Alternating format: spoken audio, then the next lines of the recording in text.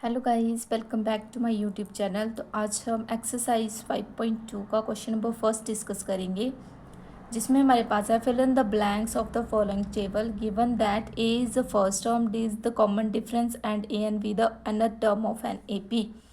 तो हमें जो है a d n a n जो है दिए हुए हैं, हमें ये फिल इन द ब्लैंक्स करना है। यानी कि हमें ये जो हमें जैसे हमारे पास फोर टर्म्स टोटल यूज़ हो रही है, यहाँ पे थ्री दी हुई है, हमें फोर टर्म्स को फाइंड करना है। तो फर्स्ट में देखो, ए की वैल्यू हमें 7 दी है, डी की वैल्यू हमें 3 दी है, एन की वैल्यू 8 दी हुई है। ए एन हमें फाइंड करना है।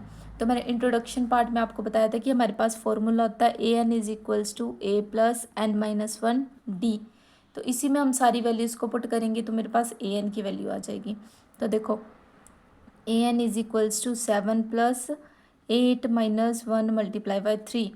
A n is equals to 7 plus 7 multiply by 3। तो क्या आ गया, a n is equals to 7 plus 21। तो क्या आ गया, a n is equals to 7 plus 21 हमारे पास होता है 28। यानी कि ए एन की वैल्यू जो हमारी आई है वो आई है 28। इसी तरीके से देखो, हम सेकंड पार्ट को करेंगे, जिसमें ए की वैल्यू हमें -18 दी हुई है, डी की वैल्यू हमें फाइंड करनी है, एन की वैल्यू हमें 10 दी है, ए एन की वैल्यू हमें 0 दी हुई है। सेम फार्मूला यूज़ करेंगे, a n is equals to a plus n minus one d. ये हमारे पास फॉर्मूला है जो मैंने इंट्रोडक्शन वीडियो में आपके साथ डिटेल में स्टडी किया था। तो देखो, ए एन की वैल्यू हमारे पास 0, ए की वैल्यू -18 प्लस एन की वैल्यू है 10 माइनस वन, और डी एज इट इज़ रहेगा क्योंकि डी की वैल्यू हमें फाइंड करनी है। तो देखो, 0 is equals to -18 plus 10 minus one 9 d. तो अब देखो, मैं एक डी वाली टर्म को इधर रखूँगी, दूसरी को साइड ले जाऊँगी, तो क्या आ जाएगा 9D इज इक्वल्स टू, अब ये तो मैंने एज इट इज़ रखा, इसको मैं दूसरी साइड लेके जा रही हूँ, यानी कि 18 हो गया। तो क्या आ जाएगा, d is equals to 18 divided by 9। तो डी की वैल्यू कितनी आ गई हमारे पास, 2 आ गई है। ठीक है, इस तरीके से हमारे पास जो है डी की वैल्यू आ जाएगी। अब देखो थर्ड पार्ट में हम क्या करेंगे, ए की वैल्यू हमें गिवन नहीं है, डी की वैल्यू हमें -3 दी हुई है, एन की वैल्यू हमें 18 दी है, और ए एन की वैल्यू हमें -5 दी हुई है। सेम फॉर्मूले में पुट कर देंगे। तो ए एन हमारे पास है -5, ए की वैल्यू नहीं है, यानी कि ए हमें फाइंड करना है। 18 minus one minus three minus 5 is equals to a as it is 17, और दिस ये आ गया हमारे पास। अब देखो, मैं इन दोनों को आपस में मल्टीप्लाई करूँगी तो मेरे पास क्या आ जाना, -5 इज इक्वल्स टू ए -51 आ गया। अब इसी 51 को अगर मैं उठा के दूसरी साइड ले जाती हूँ तो क्या आ जाएगा, देखो इसको मैं उठा के इस साइड ले जाऊँगी तो क्या आना मेरे पास, -5, ये जो है इधर आके 51 इज इक्वल्स टू ए आ गया। माइनस किया मैंने तो ए की वैल्यू कितनी आ गई मेरे पास, 46 आ गई। ठीक है, बड़ी टर्म के साथ पॉजिटिव साइन, पॉजिटिव, ए की वैल्यू आ गई ये। अब इसी के साथ आप फोर्थ पार्ट देखो।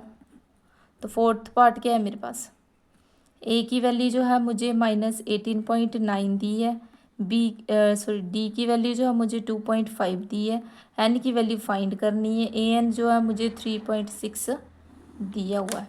ठीक है, तो सारी वैल्यूज़ दी हैं, वैसे मैं पुट करूँगी, a n is equals to a plus n minus one d. ये आ गया मेरे पास 3.6 है इसकी वैल्यू, ए की वैल्यू -18.9, फिर प्लस एन माइनस वन 2.5।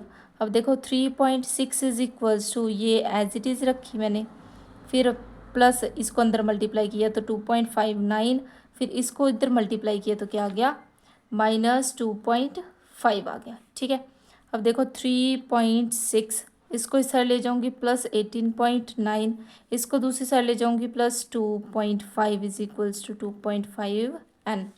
ये आ गया मेरे पास। अब जब मैंने इनको ऐड किया तो मेरे पास आया 25.0 is equals to 2.5 N.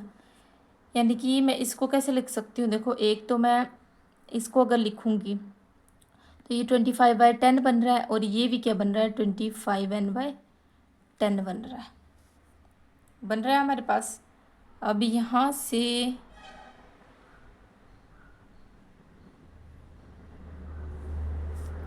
25 sorry यहाँ ज़ीरो भी आएगी एक, क्योंकि ज़ीरो भी है। अब ये और ये आपस में कट रहे हैं, कट गए तो n क्या आएगा, n is equals to 250 divided by 25, तो 25 वन ज़ा 25 और ये ज़ीरो, तो n इज इक्वल्स टू 10 आ गया हमारे पास। वैसे सिमिलरली देखो नेक्स्ट है हमारे पास फिफ्थ पार्ट। तो फिफ्थ पार्ट में हमें क्या दिए, a की वैल्यू 3.5 है हमारे पास, d की वैल्यू 0 है और n की वैल्यू 105 है और an की वैल्यू हमें फाइंड करने को बोला है। तो an is equals to a plus n minus 1d। तो an को हमें फाइंड करना है, तो a की वैल्यू 3.5 प्लस n माइनस 1 यानी कि दिस माइनस 0। अब देखो अगर d है ये, तो ये सारे टर्म आपस में मल्टीप्लाई हो रही है, जीरो किसी के भी साथ मल्टीप्लाई हो तो क्या आ जाता है, 0 आ जाता है। 3.5 प्लस 0 होगी ये सारे टर्म, यानी कि an की वैल्यू भी जो हमारे पास 3.5 आ रही है। ठीक है, यहाँ हमारे पास आया है n की वैल्यू 10 और यहाँ हमारे पास आई है 3.5। इस तरीके से जो है हम इसको सॉल्व कर सकते हैं an वाला फॉर्मूला यूज़ करके। an is equals to a plus n minus 1d। a जो हमारे पास फर्स्ट टर्म है, d जो हमारे पास कॉमन डिफरेंस है, an जो है nth टर्म है हमारे पास ap की, और नंबर ऑफ टर्म्स कितनी है वो है हमारे पास n। तो इसी के साथ आपका फर्स्ट क्वेश्चन जो है कंप्लीट है। तो अब देखो सेकेंड क्वेश्चन क्या है आपके पास। अब सेकेंड क्वेश्चन में आपको बोला गया है कि चूज़ द करेक्ट जो है हमें चूज़ करना है। तो सबसे पहले अगर हम देखेंगे बोलते 30th term of the AP, तो ये और ये और ये, यानी कि A30 जो है मुझे फाइंड करनी है। और यहाँ से अगर AP जो दी हुई है इसमें A की वैल्यू आ रही है 10, D की value 7 minus 10 is equals to -3। वैसे देखो 4 माइनस 7 करूँ तब भी -3 आएगा ना, माइनस माइनस करते जाएंगे तभी हमें पता चलेगा कॉमन डिफरेंस क्या आ रहा है, क्या वैल्यू आएगी क्या नहीं। ठीक है, ये हो गया। अब देखो नेक्स्ट हम क्या करेंगे, ये आपका फाइंड हो गया। A30 फाइंड करने को बोला है, तो जब मैं फाइंड करती हूँ तो क्या होता है, an के अकॉर्डिंग ही फॉर्मूला बनता है। देखो an is equals to a plus n minus 1d है, तो अगर A30 बोलूँगी तो क्या आना, a प्लस 30 माइनस 1d, क्योंकि an ही आता है ना, तो क्या बनेगा a प्लस 29d। यानी कि मुझे A30 फाइंड करने के लिए a प्लस 29d को फाइंड करना है। तो वैल्यू इसको पुट करूँगी, क्या आ जाएगा 10 प्लस 29 मल्टीप्लाई बाई 3, तो 10 और ये माइनस में हो जाएगी, ये आ गया, तो यानी कि माइनस का 77 आ गया मेरे पास। तो यानी कि सी ऑप्शन जो है इसका राइट है। अब नेक्स्ट देखो यहाँ पे 11th टर्म, यानी कि A11 फाइंड करने को बोला है। A जो हमारे पास -3 है, D की वैल्यू फाइंड करेंगे -1/2 और माइनस माइनस +3, तो देखो 2 आया हमारे पास, -1 plus 6 that is equals to 5/2, यानी कि जो D है उसकी वैल्यू हमारे पास 5/2 है। अब नेक्स्ट से भी देख सकते हो, देखो 2 प्लस 1/2 आ जाएगा, तो देखो 4 प्लस 1/2, तो यानी कि 5/2। तो कॉमन डिफरेंस तो सभी में सेम ही आ रहा है हमारे पास। ठीक है, तो D की वैल्यू आ गई हमारे पास, तो क्या है an is equals to a plus n minus 1d करूँगी तो A11 कितना आना, a प्लस 11 माइनस 1d। जब भी कोई भी टर्म हमें फाइंड करने को बोलिए a प्लस उसी में से एक कम करके लिखना है। तो A11 is equals to a plus 10d आ गया मेरे पास, यानी कि A11 is equal to a की वैल्यू हमें 3 दी है माइनस का, प्लस 10 मल्टीप्लाई बाय 5/2। तो देखो 2 1 ज़ा 2, 2 5 ज़ा 10, -3 प्लस 25 यानी कि 22, ये आ गया मेरे पास 22। ये है इसका सॉल्यूशन। अब नेक्स्ट देखो हमारे पास थर्ड क्वेश्चन क्या है, क्वेश्चन नंबर 3।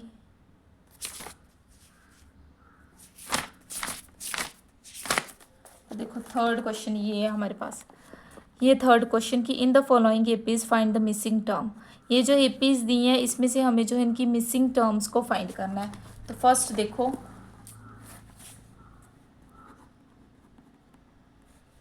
थर्ड जो है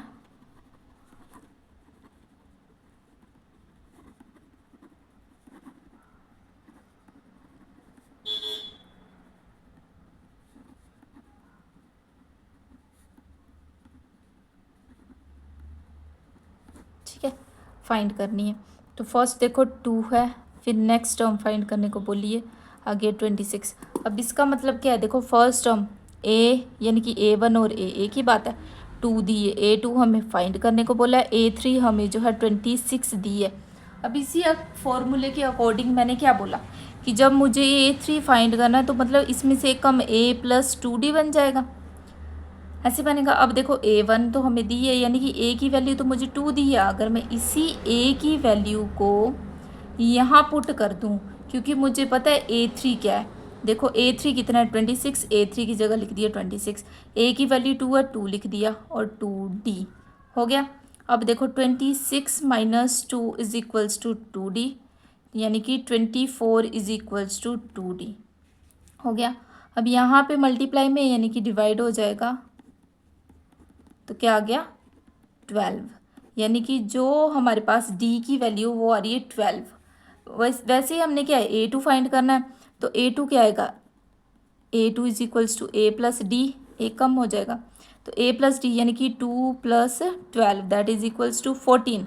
तो यानी कि ये जो हमारे पास सेकंड टर्म आएगी इसकी, वो हमारे पास आ जाएगी 14। ठीक है, इस तरीके से हमें फाइंड करनी है। अब देखो इसका नेक्स्ट सेकंड पार्ट, ये फाइंड करने को बोला है, फिर 13 दी है, फिर ये फाइंड करने को बोला है, फिर 3 दी है। अब इससे हमें क्या पता चल रहा है कि हमारे पास फर्स्ट टर्म भी नहीं है, सेकंड टर्म है, सेकंड यानी कि A2 को हम लिख सकते हैं A + D, ऐसे लिखते हैं। तो ये हो गया हमारे पास 13 दिया हुआ है। अब देखो नेक्स्ट थर्ड भी नहीं दी है, फोर्थ दी है A4, यानी कि A + 3D = 3 दिया है हमारे पास, हो गया। इसको बोल दिए इक्वेशन नंबर 1, इक्वेशन नंबर 2। अब देखो इन दोनों इक्वेशंस को मैं लेके चल रही हूँ।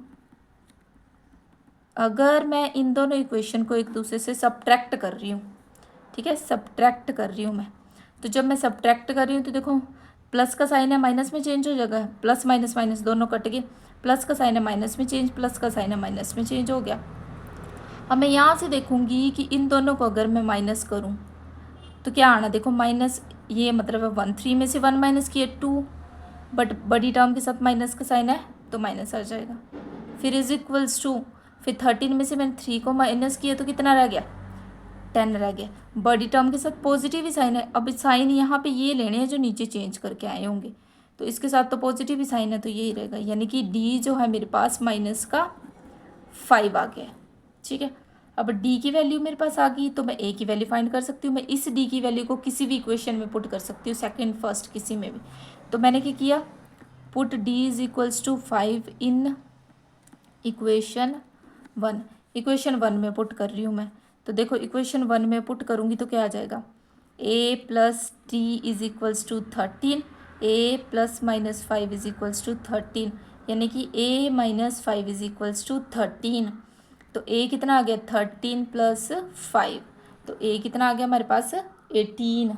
तो A की वैल्यू जो है हमारे पास आ गई है 18, यानी कि ये जो हमारे पास 18 आ गया है। अब हमें थर्ड टर्म को फाइंड करना है, यानी कि A3 फाइंड करेंगे। तो A3 = A + 2D, A की वैल्यू है 18 + 2 और D की वैल्यू हमारे पास -5, तो क्या आ गया 18 - 10, तो दैट इज इक्वल्स टू 18 में से 10 को माइनस कर दिए तो क्या आ गया मेरे पास 8, यानी कि ये जो थर्ड टर्म है हमारे पास ये आई है 8।